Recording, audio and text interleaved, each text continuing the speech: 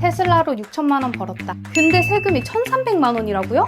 안녕하세요, 멘토리입니다. 여러분, 올해는 안 오른 게 없죠? 미국 주식, 코인, 부동산 다 올랐는데요. 그래서 저는 올해 재테크로 4억을 벌었습니다. 미국 주식 테슬라를 팔아서 6,100만 원 정도의 수익을 봤고요. 서울 아파트를 팔아서 3억 4천의 시세 차익을 봤어요. 부동산 영상은 다음 주에 올라가니 구독하고 기다려주세요. 제가 집을 팔고 이사갈 집을 알아보는데 돈이 부족하더라고요. 그래서 3년 동안 한 번도 판 적 없는 내 사랑 테슬라를 팔았습니다. 계좌가 2개인 것은 한국투자증권으로 테슬라를 모으다가 갑자기 테슬라가 급락을 해서 평단가가 제가 너무 높게 설정된 거예요. 그래서 나무증권으로 3계좌를 파서 다시 테슬라를 모았어요. 그래서 여러분들도 애정하는 주식의 평단가가 높아서 고민이라면 이 방법 추천드릴게요.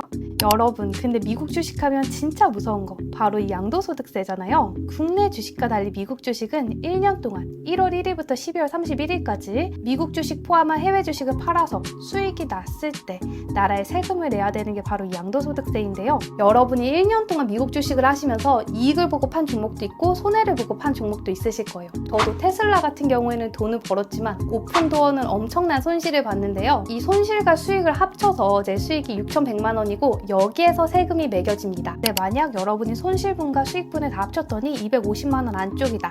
그러면 기본 공제 범위 안에 들어서 세금이 0원입니다. 그냥 세금 걱정 안 하셔도 되는데요. 저처럼 250만 원 이상 버신 분들이 문제인 거죠. 무려 22%나 세금을 내야 되는데요. 이 22% 세금이 얼마나 많은지 감이 안 오시죠? 바로 이 양도소득세 계산 공식으로 멘토리는 지금 양도세를 얼마나 내야 되는지 한번 계산해 보실까요? 멘토리가 내야 될 세금은 최종 수익은 제가 손실 본 거, 이익 본 거를 다 합치라고 하셨죠. 오픈도어 손실 본 것까지 다 합쳤더니 6,100만 원을 제가 벌었습니다. 여기에서 250만 원 기본 공제를 뺐더니 5,850만 원. 5,850만 원 곱하기 0.22% 했더니 1,287만 원. 약 1,300만 원 가량을 제가 세금으로 뜯기게 됩니다.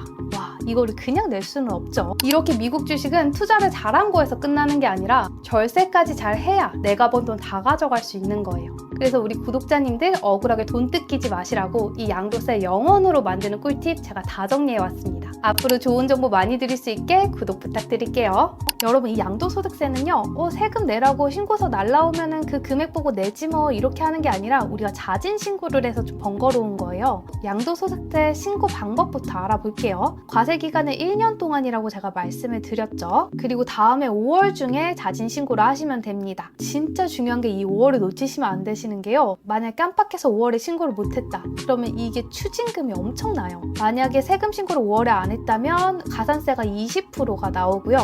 세금을 늦게 낸다면 하루마다 0.22% 가산세가 붙어서 1년 늦게 내면 가산세만 8%입니다, 여러분. 우리가 힘들게 돈 벌었는데 이거 8% 세금 뜯기면 진짜 피눈물 나거든요. 그래서 5월을 절대 놓치시면 안 되시고요. 신고 방법은 2가지가 있는데요. 홈택스로 직접 신고하시거나 증권사 양도세 신고 대행 서비스를 이용하시는 겁니다. 증권사에 맡기면 수수료를 좀 내야 되는데요. 제가 이용하는 한투는 3, 4만 원 정도고 다른 증권사의 수익도 합쳐서 신고가 가능하더라고요. 그래서 이게 은근 번거롭기 때문에 저는 증권사 이용해서 신고하시는 거 추천드려요. 증권사로 신고하면은 환차손, 환차익이라든지 거래 수수료 같은 것도 싹 다 계산을 해줘서 세금 계산이 정말 편하거든요. 많은 분들이 잘못 아시는 게 이 미국 주식으로 인한 환차익, 환차손도 다 세금으로 적용이 돼요. 저는 테슬라를 1,100원대 굉장히 많이 샀거든요. 근데 지금 환율이 1,400원대잖아요. 이 환차익에 대한 것도 제가 세금을 내야 돼요. 자, 그럼 미국 주식 양도세 0원으로 만드는 꿀팁 지금부터 시작할게요. 첫 번째로 손실이 난 종목으로 세금을 줄이는 손익통산법이 있는데요. 저에게 테슬라처럼 큰 돈을 벌어준 주식이 있지만 오픈도어처럼 정말 상장 폐지하려나? 이렇게 답답한 주식도 있는데요. 국내 주식은 손실을 보면 그냥 손실 본 걸로 끝인데 미국 주식은 이걸로 세금을 줄일 수 있다는 점이 정말 좋은 것 같아요. 이걸 전문 용어로 손익통산이라고 하는데요. 쉽게 말하자면 손해본 것과 이익 본 것 한꺼번에 계산해서 세금을 매기는 방식이에요. 제가 예를 들어서 설명드릴게요. 만약 여러분이 테슬라를 통해서 1,000만 원 벌고 600만 원 애플을 통해서 손실을 보셨다. 그럼 최종 수익은 400만 원이겠죠? 손실 종목을 이렇게 매도해서 세금을 줄이시면요. 400만 원에서 기본공제 250만 원 빼시면 150만 원의 가량에만 0.22%의 세금이 붙는 거예요. 그래서 양도세가 33만 원이 나오게 되는데요. 만약에 여러분들이 테슬라는 1,000만 원 수익을 보시고 애플은 팔지 않으셨다.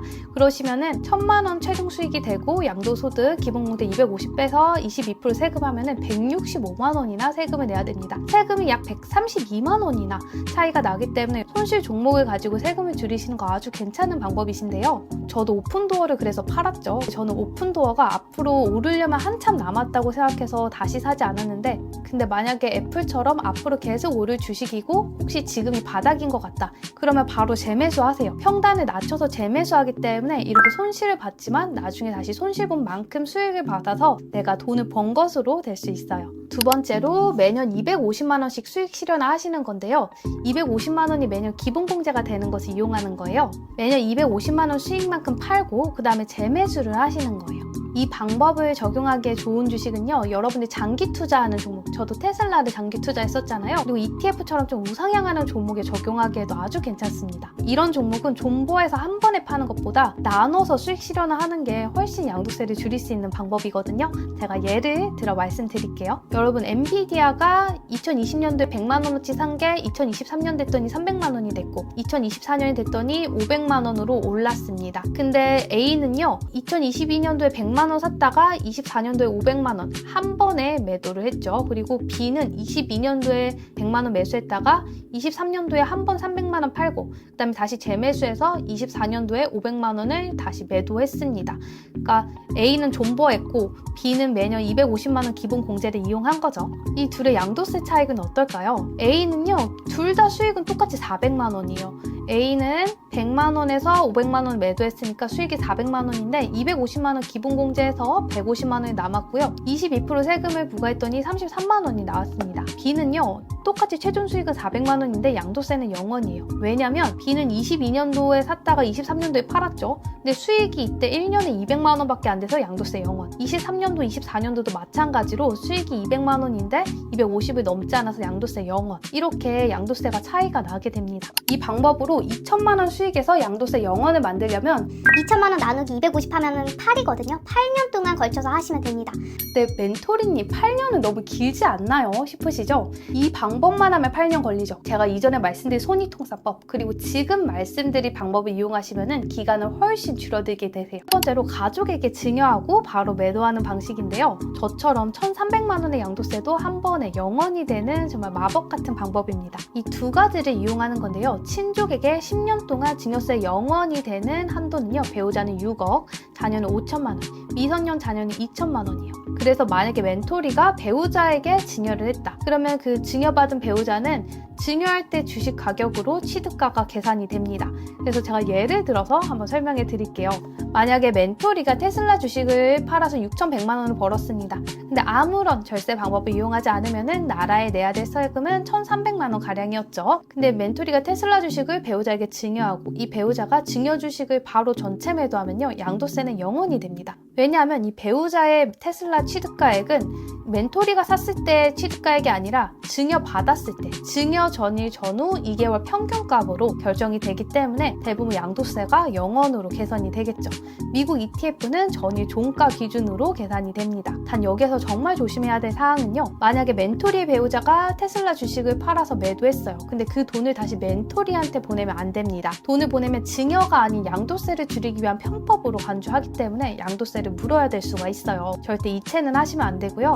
가족에게 증여 후 바로 매도는 올해 12월 31일까지만 가능합니다.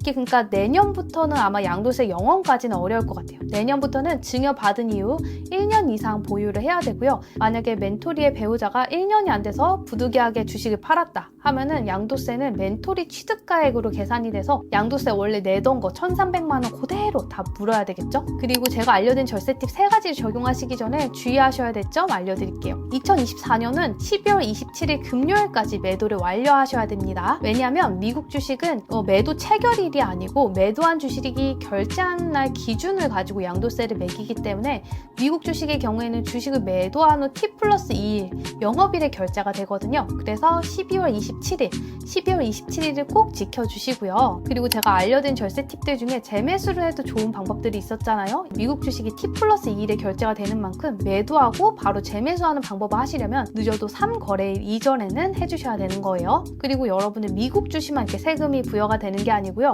유럽 주식, 즉 모든 해외 주식 ETF 합산해서 250만 원이 넘으면 안 되고요. 250만 원이 넘으면은 세금을 내야 됩니다. 그리고 국내 증시에 상장돼 있는 해외 ETF는 해당이 안 되는데요. 예를 들어서 타이거 미국 S&P 500 이거는 한국 시장에 상장된 ETF이기 때문에 얘는 우리 양도세와 상관이 없다는 거예요.